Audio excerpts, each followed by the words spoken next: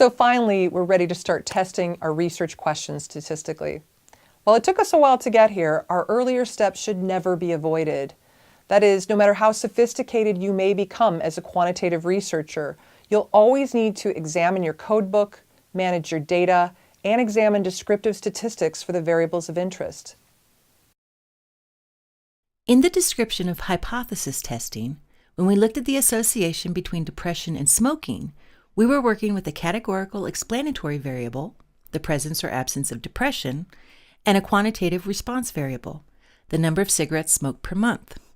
When you're testing hypotheses with a categorical explanatory variable and a quantitative response variable, the tool that you should use is analysis of variance, also called Anova.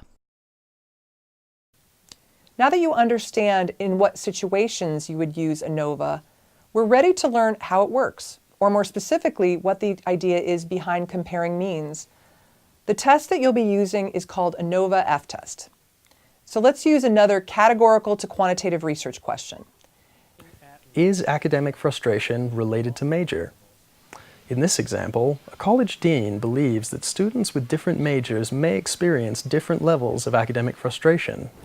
Random samples of 35 individuals, each of business, English, mathematics, and psychology majors, were asked to rate their level of academic frustration on a scale of 1, the lowest, to 20, the highest.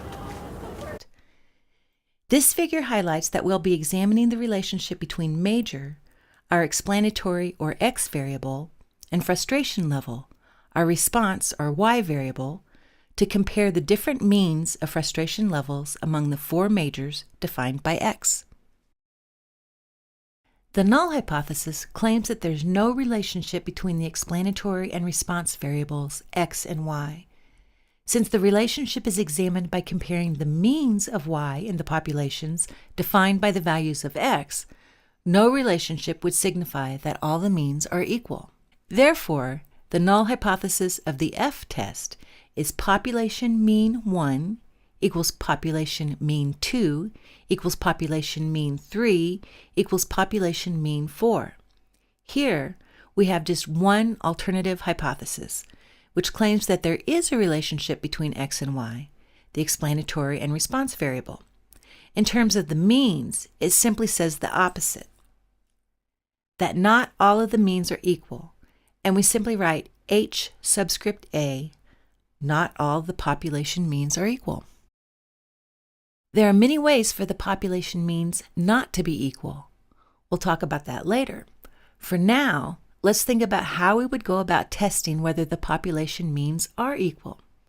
We could calculate the mean frustration level for each major and see how far apart those sample means are, or, in other words, measure the variation between the sample means.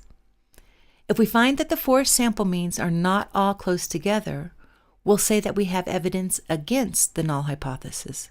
And otherwise, if they are close together, we'll say that we do not have evidence against the null hypothesis. This seems quite simple, but is this enough? Let's see. It turns out that the sample mean frustration score of the 35 business majors is 7.3. The sample mean frustration score for the 35 English majors is 11.8. The sample mean frustration score for the 35 math majors is 13.2, and the sample mean frustration score for the 35 psychology majors is 14.0. Here's a graphical representation of 2 hypothetical data sets taken from 2 different populations. For instance, students in country 1 and students in country 2.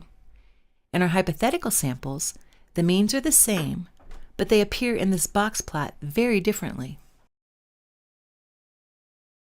A box plot is a convenient way of graphically depicting groups of numerical data, including such descriptive information as the smallest observation of the group, the mean and median, the largest observation, and the spread or variability of the values.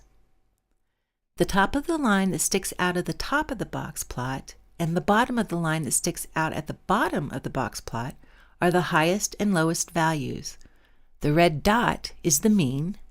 The middle horizontal line is the median.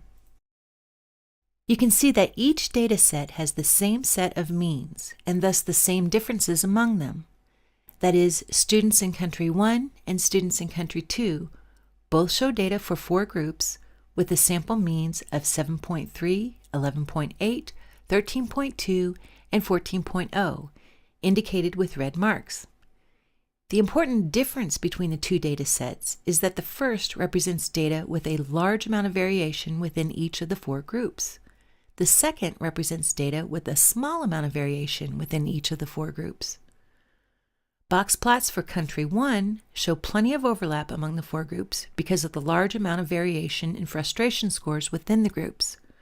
One could imagine the data arising from 4 random samples taken from 4 populations, all having the same mean of about 11 or 12. The first group of values may have been a bit on the low side, and the other 3 a bit on the high side, but such differences could conceivably have come about by chance. This would be the case if the null hypothesis claiming equal population means were true. Box plots for Country 2 show very little overlap because of the small amount of variation in frustration scores within the groups. It would be very hard to believe that we're sampling from 4 groups that have equal population means. This case is an example of when the null hypothesis claiming equal population means would be false. The question we need to answer with the Anova F test is, are the differences among the sample means due to true differences among the population means, or merely due to sampling variability? In order to answer this question using our data, we obviously need to look at the variation among the sample means, but that's not enough. We also need to look at the variation among the sample means relative to the variation within the groups. So F is the variation among sample means divided by the variation within groups.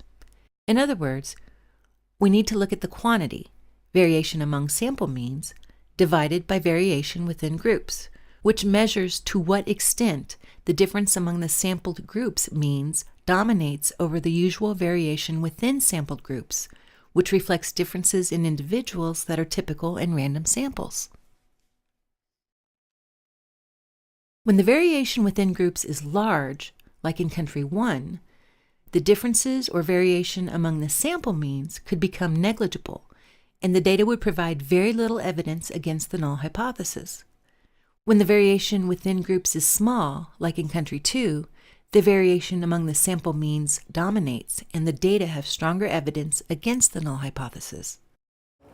Looking at the ratio of variations is the idea behind comparisons of means, thus the name analysis of variance. Here are the results of the analysis of variance for Country 2, testing the relationship between major and frustration score. The F statistic, circled in red, is 46.6. Since we know this is the variability among sample means divided by the variability within groups, this large number suggests that the variability among sample means is much greater than that within sample groups.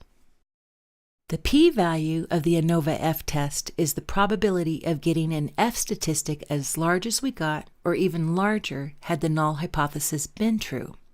That is, had the population means been equal. In other words, it tells us how surprising it is to find data like those observed, assuming that there is no difference among the population means. This p-value is practically 0, telling us that it would be next to impossible to get data like those observed had the mean frustration level of the 4 majors been the same as the null hypothesis claims. The p-value of 0.0001 suggests that we will incorrectly reject the null hypothesis 1 in 10,000 times, and we will be correct in accepting the alternate hypothesis 9,999 times out of 10,000 times.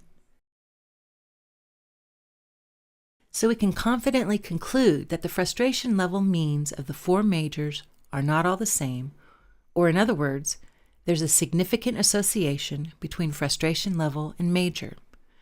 So we accept the alternate hypothesis and reject the null hypothesis.